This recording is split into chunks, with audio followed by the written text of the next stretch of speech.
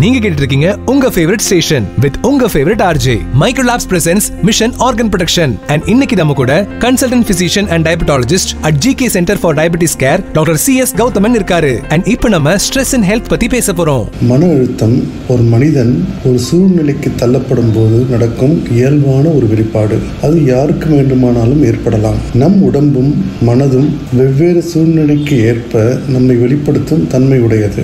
மன அழுத்தம் சில நேரங்களில் நம்மை மேம்படுத்துவதாகவும் அமையலாம். நாம் விழிப்புணர்வும் இருக்கவும் உறுதியுடன் இருக்கவும் நம்மை தற்காத்துக் கொள்ளவும் அது உதவலாம். ஆனால் இதே மன அழுத்தம் தொடர்ந்து நீடித்தால் அதிலிருந்து விடுபட முடியவில்லை என்றால் அது நமக்கு பல தொந்தரவுகளை உடம்பு அளவிலும் மனதளவிலும் உண்டாக்கும். உதாரணத்திற்கு உடம்பு வலி உண்டாக்கலாம், படபடப்பு ஏற்படலாம், நெஞ்சுவலி உண்டாக்கலாம், சோர்வு, தூக்கமின்மை, தலைவலி, தலை சுற்றல், நடுக்கம், உயர் இரத்த அழுத்தம், இரவு நேரங்களில் பல் கடித்தல், தசை அழுத்தம், வயிறு மற்றும் அஜீரண கோளாறுகள், உடல் உறவு கொள்வதில் இடையூறு போன்றவை ஏற்படலாம். மன அழுத்தம் உள்ளவர்கள் சில நேரங்களில் அடிக்கடி குடிப்பழக்கம், போதை மருந்துகள் பயன்படுத்துவது, புகைப்பிடித்தல் போன்றவற்றை நாடுவர். சரியான உணவு பழக்கம் கடைபிடிக்கவும் மாட்டார்கள். கிரானிக் ஸ்ட்ரெஸ் சொல்லக்கூடிய தொடர்ந்து மன அழுத்தத்தில் இருப்பவர்களுக்கு இருதய நோய், சர்க்கரை நோய், ஸ்ட்ரோக், உயர் இரத்த அழுத்தம் போன்ற நோய்கள் ஏற்பட வாய்ப்புள்ளது. அவர்கள்